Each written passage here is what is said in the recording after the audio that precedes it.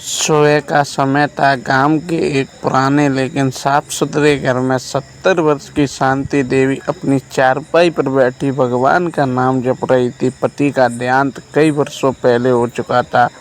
उसका एक ही बेटा था राहुल। राहुल शहर में नौकरी करता और उसकी पत्नी का नाम पूजा। शादी के शुरुआती दिनों में सब कुछ अच्छा था। शांति देवी अपनी बहू को बेटी की तरह मानती थी। उसके पसंद का खाना बनाती, घर के काम में हाथ बांटती और हर छोटी बड़ी बात में उसका साथ देती। लेकिन समय बीतने के साथ पूजा का व्यवहार बदलने लगा। अब उसे सास की बातें बोझ लगने लगी। अब छोटी छोटी बातों पर चिढ़ जाती। कभी कहती, माँ जी आपको कुछ समझ नहीं आता। कभी कहती, अब पुराने ज़माने के तरीके छोड़ दीजिए। शांति देवी हर बात चुपचाप सह लेती। एक दिन राहुल दफ्तर चला गया। पूजा ने जल्दी जल्दी खाना बनाया और खुद खा लिया। शांति देवी ने धीरे से पूछा, बेटी मेरे लिए भी खाना रख दिया क्या? पूजा ने बिना उसकी ओर देखे कहा, रसोई में जो बचा वो खा लीजिए, मुझे देर हो रही है। शांति देवी ने रसोई में वहाँ सिर्फ 2 सूखी रोटियाँ और थोड़ा सा नमक रखा था। उन्होंने वही खा लिया और भगवान का धन्यवाद किया। दिन बीतते गए। पूजा का व्यवहार कठोर होता गया। पड़ोसियों के सामने मीठा बोलती, लेकिन घर के अंदर सास से रूखा सूखा व्यवहार करती। एक दिन शांति देवी की तबीयत अचानक बिगड़ गई। तेज बुखार था। उन्होंने पूजा से कहा, बेटी अगर हो सके तो डॉक्टर को बुला दो। पूजा ने मोबाइल से नज़र हटाए बिना कहा, थोड़ा आराम कर लीजिए, ठीक हो जाएंगी। उसी समय पड़ोस की कमला चाची आई। उन्होंने शांति देवी की हालत देखी और तुरंत डॉक्टर बुला लाई। डॉक्टर ने कहा, अगर थोड़ी देर और हो जाती तो हालत गंभीर हो सकती। कमला चाची ने यह बात राहुल को फ़ोन पर बता दी। राहुल उसी समय घर लौट आया और उसने माँ की हालत देखी तो उसकी आंखें भर आईं। उसने पूजा से पूछा, माँ की तबीयत इतनी खराब थी फिर भी तुमने मुझे क्यों नहीं बताया?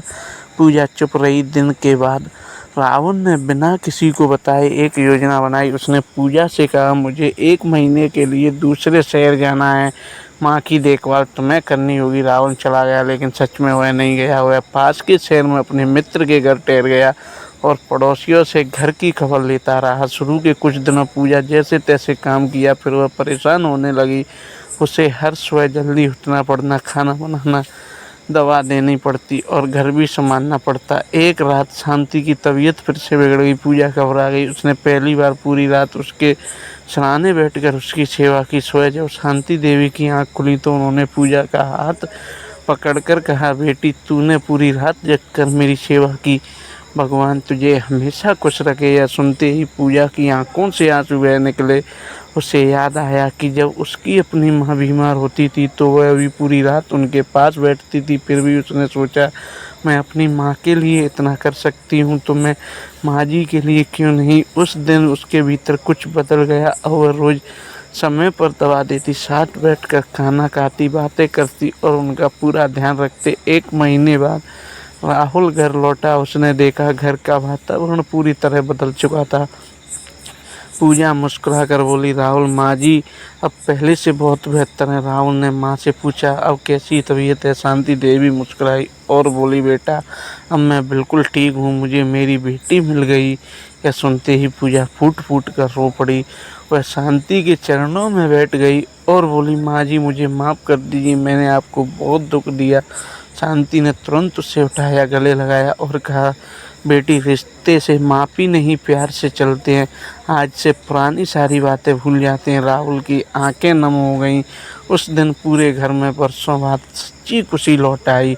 समय बीतता गया। अब पूजा गांव की दूसरी बहुओं से कहती, सास केवल पति की नहीं माँ नहीं होती, वह हर जड़ की जड़ होती है। जड़ मजबूत होगी तभी परिवार का पेड़ हरा भरा रहेगा। लोगों ने भी घर में आए इस बदलाव को देखा और जहाँ सम्मान